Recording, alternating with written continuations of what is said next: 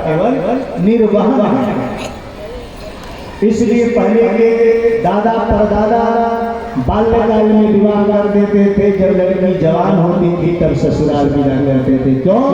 क्योंकि कोई तीरथ व्रत पूजा पाठ जब कुछ भी नहीं भी किए हो तो शुद्ध एक कन्यादान कर दिए तो 10 पूर्वांग, मैं नहीं बोल रहा हूँ, श्लोक कर रहा है कि 10 पूर्वांग 10 अपरांग, 10 कड़ी पूर्व 10 कड़ी बाद और वर्तमान की पीढ़ी का एक पीढ़ी 21 पीढ़ी का उद्धार हो जाता है। तो अब तो कन्यादान हो नहीं सकता। मैं मंच से प्रवचन दे रहा हूँ, लेकिन मेरे ही भाई का, मेरे ही बेटे का, मेरे ही परिवार के बहन का यदि विवाह करना होगा तो 18 वर्ष से पहले जो है कानूनी अपराध है। तो अब उस कन्यादान से कोई मतलब नहीं बनता हो, तो एक परंपरा का निर्माण है। शास्त्र कहता है कि बेटी जब रजो धर्म में प्रवेश कर जाए तो जितना ही उसकी उम्र बढ़ती जाएगी, शादी में विलंब होगा, उतने ही पिता को रक्त पीने का दोष कर सकता। इसलिए बाल बाल्य में बहुत पहले के लोग विवाह करते थे, लेकिन अब कहाँ हो रहा है? तब तो साधन खत्म हो गया। तो दूसरा साधन है कि अब तो कन्यादान चला गया, तो दूसरा यदि आपका 21 पीढ़ी तक यदि नर में हो, दलदल में हो, किसी भी फंसा हो घोर से घोर नर में, तो एकम भागवतम शास्त्र मुक्ति दाने नगरजति। भागवत शास्त्र गर्जना करके कहता है कि मेरे शरण में आ जाओ, मैं तेरे 21 पीढ़ी का उद्धार कर दूंगा। ये है भागवत। और दूसरी बात मैं आप लोगों को बैठे हो इसलिए जानकारी के लिए मैं बता दूं कि आज जो गणना के चक्कर में पड़े हो, बहुत लोग कहते हैं कि महाराज जी राशि से नहीं मिल रहा है, गणना तो पुकार ही से मिला। देखो पुकार का नाम का तो कोई वैल्यू ही नहीं, गणना मिले चाहे जाए उससे कोई अच्छा बुरा का प्रभाव ही नहीं पड़ेगा। रह गई राशि की बात, तो जब 10 वर्ष से ऊपर की लड़की हो जाए तो गणना मत मिलवाओ। मैं नहीं बोल रहा, श्लोक कह रहा है कि गौरव दुर्बलम गेम रोहिणी भाषा से कन्या निंदिजम गेम अष्ट दोष विवर्जिता। जब रजो धर्म में प्रवेश कर जाए लड़की लड़का मैच्योर हो जाए तो गणना मिलाने की जरूरत नहीं है। जब एक भी गुण ना मिले तो भी विवाह करो। क्या मिलाना है? यदि दोनों का डेट ऑफ बर्थ टाइम जब जारी है तो दोनों की कुंडली मिलवाओ कि दोनों का वैवाहिक जीवन कैसा चलेगा, पति पत्नी का संबंध कैसा रहेगा, संतान होगा कि नहीं होगा, संतान भाव कैसा है, आयु मृत्यु स्थान कैसा है, ये गणना से नहीं पता चलेगा, इससे पता चलेगा। और गणना से एक भी गुण ना मिले, 8 प्रकार के दोष होते हैं। कौन कौन? गाण, गुण, नाड़ी, ग्रह, मैत्री, भकुट, तारा, योनि, ये जितने 8 दोष हैं ग्रह मैत्री, ये सारा दोष नष्ट हो जाता है जब रजो धर्म में लड़की प्रवेश करके लड़का मैच्योर हो गया। तो मैं नहीं, ये शास्त्र कह रहा है ज्योतिष का कि अष्ट दोष विवर्जिता, ये 8 दोष उसके ऊपर नहीं लगेंगे। इसलिए गणना मिले चाहे मिले शादी करो, केवल मिलाओ उसका दोनों का कुंडली। लेकिन आज के लोग और बचाए हैं कि हमारे दादाजी मिलवाते थे तो हमको नहीं मिलवाएंगे। दादाजी के जमाने में 5 वर्ष की 7 वर्ष की लड़की का शादी होता है, आप 25 वर्ष तक MBA MCA और BTech और इंजीनियरिंग करा रहे हो, तो दोनों में है ना, दोनों तो मिलेगा नहीं। तो इसलिए आज गणना मिले या मिले, गणना उसी का मिलाया जाता है जो 10 वर्ष से नीचे। तो ध्यान रखना, इसलिए गणना होने के चक्कर में नहीं पड़ना है। कि मैं इसलिए बोल रहा हूँ कि आप लोग सब लोग यहाँ पे पढ़े लिखे हो और ब्राह्मण लोग जो बैठे हैं, इसलिए मैं बता रहा हूँ कि इसके चक्कर में नहीं, ये गणना का जो होड़ बचा है, गणना किसका मिलाया जाता है किसका नहीं मिलाया जाता है, इसलिए मैंने आपको बताया है। केवल दोनों का मेना पर कुंडली दिखवाओ, गणना होना की चक्कर का छोड़ आओ। अब यहाँ पे कपिल देव भगवान का प्राकट्य हुआ और अपनी बड़ी बड़ी जितने 9 बेटियां हुई सबको वशिष्ठ जी के साथ अरुंधति का विवाह हुआ, अत्रि जी के साथ अनसुईया का हुआ। ऐसे ऐसे बड़े बड़े ऋषियों से वैवाही हुई गई। ये उनकी 9 बेटी और 10वां बेटा कपिल देव भगवान के साथ देवहूति माता घर में रहने लगी। देवहूति माता का काम है प्रतिदिन सुंदर सुंदर जो है दिन भर बच्चे को नहला के धुला करके भोग लगा करके और अपने बच्चे को कपिल को सुंदर सुंदर उपदेश देती है। बेटा ऐसे रहना चाहिए, ऐसे करना चाहिए, सुंदर सुंदर उपदेश देती है। दिन भर अपने बच्चे को पढ़ाती है माता, ज्ञान देती है और शाम को जो है व्यास मंच पे बैठा करके सुंदर और प्रश्न करती है, कथा सुनती है कि मैंने जो पढ़ाई मेरा बेटा पढ़ा कि नहीं पढ़ा। तो शाम को पूछती थी कि बेटा सुनाओ, मैं तुमको जो बताई तुम्हारे को क्या पढ़ा। और जो बेटा कपिल देव भगवान जो माता बताती थी तो शाम को माता को सुनाते थे। और एक दिन क्या हुआ कि देवहूति माता देखी कि वो मैं जो बता रही हूँ, जो सत्संग करा रही हूँ, मेरा बेटे के ऊपर असर इसका पड़ रहा है और ये सुना दे रहा है। अब ऐसा बना दी कि पढ़ाते पढ़ाते विद्वान बना दी कपिल देव भगवान को। और वो तो उनको विद्वान का बना है, वो तो स्वयं ही नारायण ब्रह्म के अवतार। आज कपिल देव भगवान को व्यास मंच में बैठा करके और अपने जजमान बन गई श्रोता और अपने अपनी बेटियों को जजमान बना दी और वक्ता बना दी बेटा को। और व्यास मंच पे बैठा करके जजमान बन करके आज देवहूति माता अपने बेटा से प्रश्न कर रही है। माँ ही चाहेगी तो घर को मंदिर बना सकती है और माँ ही चाहेगी तो घर को मदिरालय बना सकती है और माँ चाहेगी तो बेटा को विद्वान पंडित ज्ञानी बना सकती है और माँ चाहेगी तो जबकतरा बना सकती है। माँ के ऊपर घर को घर नहीं कहते हैं, घर में जो रहने वाली माँ है उसी को गृहिणी को ही घर बोलते हैं। आज सुंदर उपदेश दे करके आज देखिए कि हमारा बेटा सभी महाराष्ट्र में जा रहा है। आज व्यास मंच में बैठा करके कथा सुनने के लिए बैठा थी और आज कपिल देव भगवान से प्रश्न कर रही है जजमान बन करके। देवहूति माता का बेटा एक प्रश्न है, उसका उत्तर दो। क्या प्रश्न है कि इंद्रियों को बस में करने के लिए क्या उपाय है। जो हमारी इंद्रियां हैं, जीभ है, नाक है, आंख है, कान है, हाथ है, ये सब इंद्रियां हैं, कर्मेंद्रिय ज्ञानेंद्रिय। इंद्रियों को बस में करने के लिए क्या उपाय है बेटा। कपिल देव भगवान बोले कि माँ इंद्रियों को बस में करने के लिए ध्यान से सुनना। कपिल देव भगवान कह रहे हैं कि माँ इंद्रियों को बस में करने के लिए सबसे पहला उपाय यह है आहार पे ध्यान देना। आहार पे ध्यान देना। आहार यदि कुशल है तो व्यवहार कुशल ही होगा और आहार बिगड़ेगा तो व्यवहार बिगड़ना निश्चित है। इसलिए पहले आहार पे ध्यान देना चाहिए। और इन हमारा जो शरीर मिला है ये मनुष्य शरीर दाल चावल रोटी सब्जी भुजिया पापड़ सलाद और दूध दही का स्वाद लेने के लिए और इस इंद्रियों को यदि हमारा भटक करके दाल चावल को छोड़ करके मांस की ओर जा रहा है तो पहले इस इंद्रियों को जो है मोड़ना चाहिए आहार की। और बार बार यदि हम आहार शुद्ध ले रहे हैं और फिर भी कई इंद्रियां भटक रही है कि नहीं मुझे मांस ही चाहिए तो प्रत्येक इंद्रियों को जो है परमात्मा की ओर मोड़। यदि बार बार दाल चावल रोटी खाने से दूध दही शुद्ध आहार लेने से भी आपका मन बिगड़ रहा है, मांस की ओर जा रहा है तो कह रहे हैं कि प्रत्येक इंद्रियों को ठाकुर जी की ओर मोड़ दो। कैसे मोड़ दो।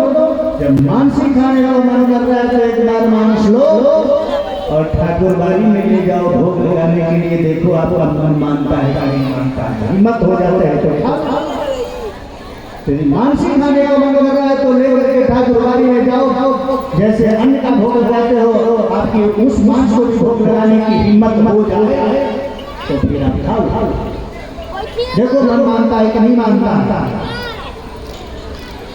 तो क्योंकि मानव योनि को मनुष्य योनि में आने के बाद कि मांस खाने का अधिकार किसी को नहीं है। मांसाहारी और शाकाहारी का पहचान मैं पिछले साल भी बताया था। और सुन लो कि जो परमात्मा मांसाहारी बना के भेजे और शाकाहारी बना के भेजे, दोनों में अंतर क्या है? मांसाहारी जीव जो होता है वो जीभ से पानी पीता है, और शाकाहारी जो जीव बना करके भगवान भेजे हैं वो मुंह से पानी पीता है। शाकाहारी कौन है? शेर है, भालू है, बिल्ली है, कुत्ता है, जितने हिंसक जीव हैं। बिल्ली के सामने अपने ग्राम भर के दूध भी रख दोगे, पानी भी रख दोगे तो मुंह से नहीं पीती, जीभ से चाट करके ही पूरा ग्राम खाली करेंगे, लेकिन वो मुंह से नहीं पी सकते क्योंकि उसका ये पहचान है, वो मांसाहारी है। वो जीभ का प्रयोग करके पानी नहीं। और जितने शाकाहारी हैं, गाय हो, भैंस हो, ऊंट हो, गधा हो, बैल हो, मानव मनुष्य हो, जितनी भी जो है शाकाहारी जीव ये मुंह से पानी पीते हैं।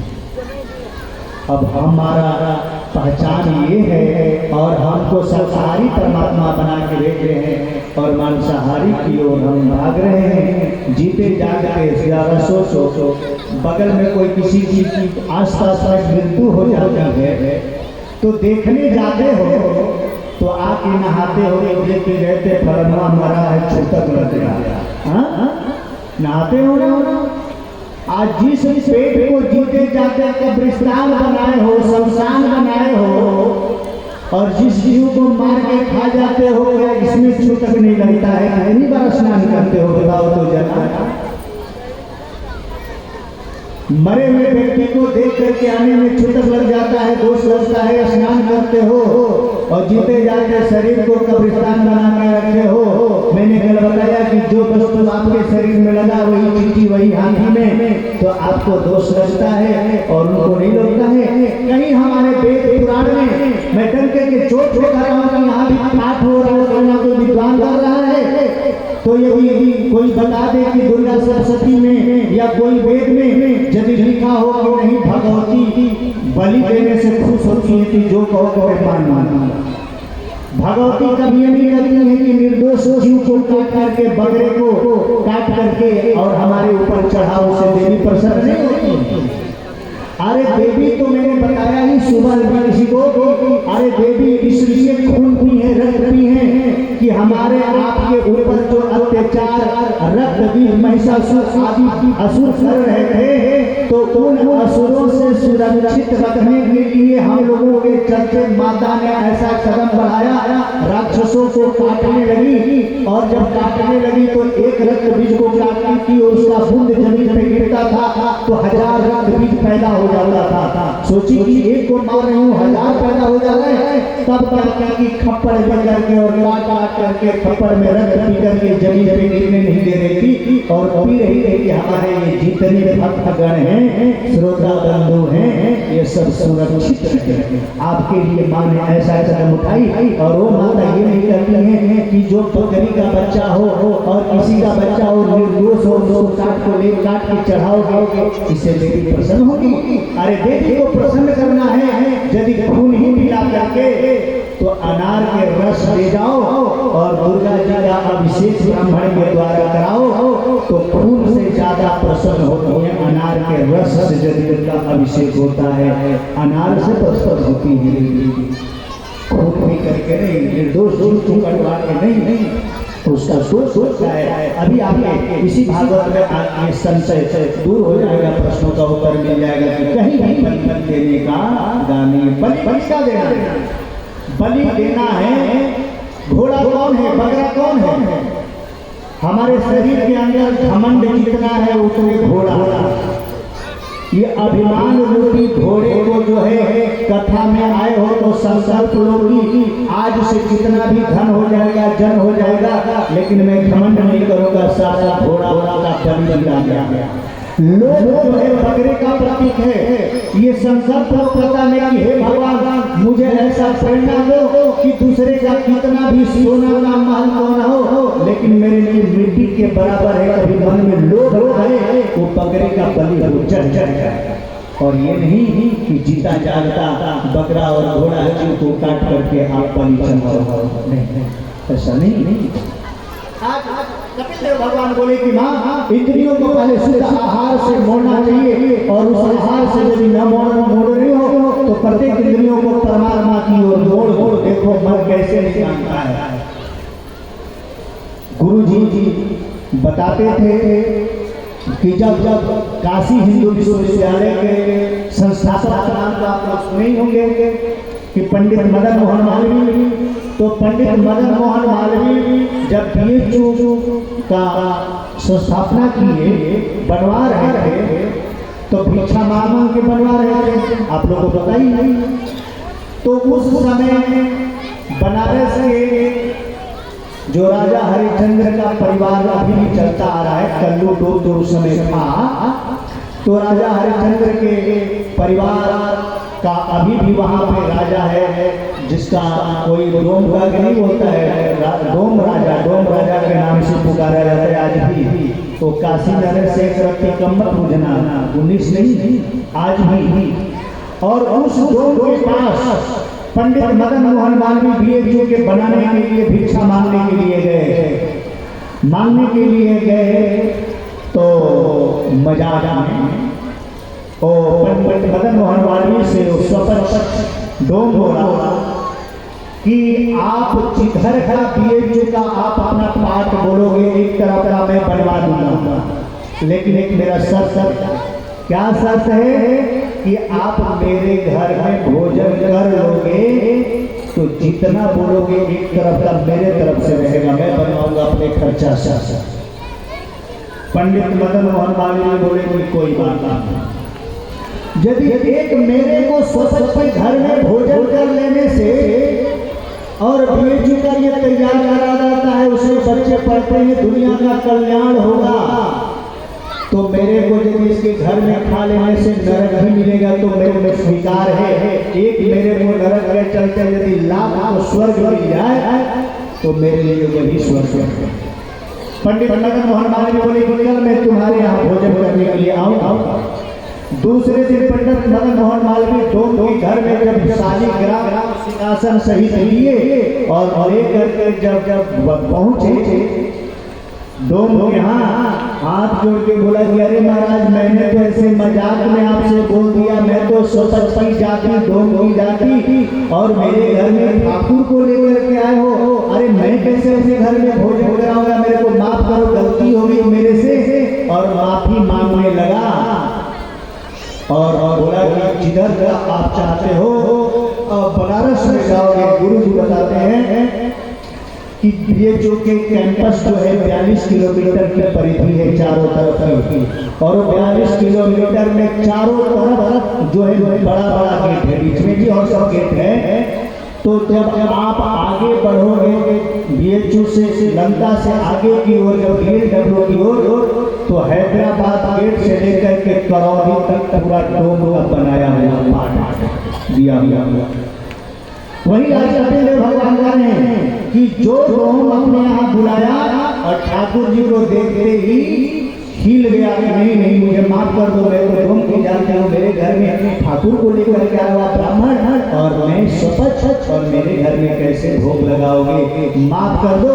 उसी तरह से कपिल देव भगवान कह रहे हैं कि माँ इंद्रियों को आहार से मोड़ना चाहिए और सही आहार से नहीं मोड़ रहे हो तो गलती आहार की ओर, तो प्रत्येक इंद्रियों को परमात्मा की ओर मोड़ दो, देखो मन मानता है। और ये सुंदर उपदेश दिए और सांख्य योग के उपदाता बने कपिल देव भगवान योग का सांख्य योग का उपदेश दिए और ऐसा सुंदर उपदेश दिए कि खुशी के मारे देवहूति माता का शरीर पिघल करके पानी बन गया और एक नदी के रूप परिणित हो गई और नदी बन गई, जिस नदी का नाम है सिद्धिदा। और वो नदी बन करके और जा करके सीधे और कपिल देव भगवान को उपदेश दे करके और चले गए जा करके बंगाल की खाड़ी में, जहाँ पे जानते हो सारा तीर्थ बार बार गंगा सागर एक बार और वही गंगा सागर में कपिल देव भगवान समाधि में बैठ गए और उधर से गंगा माँ, इधर से सागर समुद्र और इधर से उनकी माते होती जो सुरजा नाम की नदी बनी और तीनों के गोद में बैठ करके जो समाधि में बैठे हुए हैं और उनका हम लोग जो दर्शन करने मकर संक्रांति के समय में जो जाते हैं वही सारा तीर्थ बार बार गंगा सागर एक बार। तो ये सुंदर कपिल देव भगवान उपदेश दिए और सुखदेव जी परीक्षित को श्रवण करा रहे हैं। मैं भी आप लोगों को अपने शब्दों में श्रवण करा रहा हूँ। अब आप देहूती माता का वंश यहीं से रोक दूसरी बेटी है, पहली बेटी है तो दूसरे नंबर की बेटी है, पहले का विवाह हो गया, लेकिन बड़ी बेटी है जिनका नाम है आकृति और आकृति का विवाह रुचि प्रजापति के साथ हुआ और रुचि प्रजापति के घर में बेटा हुआ जिनका नाम है यज्ञ भगवान। आकृति का विवाह रुचि प्रजापति के साथ और रुचि प्रजापति से और आकृति से एक बेटा हुए जिनका नाम यज्ञ भगवान और यज्ञ भगवान का विवाह जो है दक्षिणा के साथ हुआ। यज्ञ नारायण की पत्नी का नाम है दक्षिणा। तीसरी बेटी है प्रसूति। प्रसूति का विवाह दक्ष प्रजापति के साथ हुआ और दक्ष प्रजापति के साथ हुआ और वहां पे सती पार्वती का प्राकट्य हुआ। आप लोग को पता ही है सत्य प्रसंग को आप लोग सब लोग सुने ही हो, फिर भी मैं प्रसंग के अनुसार संक्षिप्त में बताते हैं क्योंकि आगे काफी प्रसंग शेष है। लेकिन आज मैं दिल से दुआ मांगते हुए ठाकुर जी से और दुल्लापुर के श्रोता बंधुओं को धन्यवाद देता हूँ कि कल कथा से जाने के बाद मेरे पास कुछ लोग आए कि महाराज जी से आग्रह करो ना कि थोड़ा सा समय और बढ़ा दें। मेरे को सुन करके इतनी खुशी हुई कि यहाँ के ऐसे ऐसे महान श्रोता हैं कि 4-5 घंटे में भी ऊब नहीं रहे हैं। और इसमें तो नो डाउट जो माताएं हैं जो श्रोता बंधु मेरे भाई बंधु जो आ जाते हैं तो पूरे जो है प्रसाद की बात ही जाते हैं। बहुत बहुत धन्यवाद। और ठाकुर जी से मैं बारंबार विनती करूँगा कि आपके प्रत्येक श्रोता बंधु के मनोकामना को पूर्ण करें और ऐसी भक्ति भाव जागृत होते रहे कि कभी आपका कान ठाकुर जी की कथा से थके नहीं। और मेरे को कोई बात नहीं, आज समय मिल गया है महाराज जी थोड़ा बढ़ा के, लेकिन समय बढ़वा करके पीछे से झिसकना शुरू मत कर देना, ध्यान रखना। इन्हीं की समय बढ़वा दिया और पीछे से झिसकना शुरू कर। तो आओ गोविंद मेरो है गोपाल मेरो है गोविंद मेरो है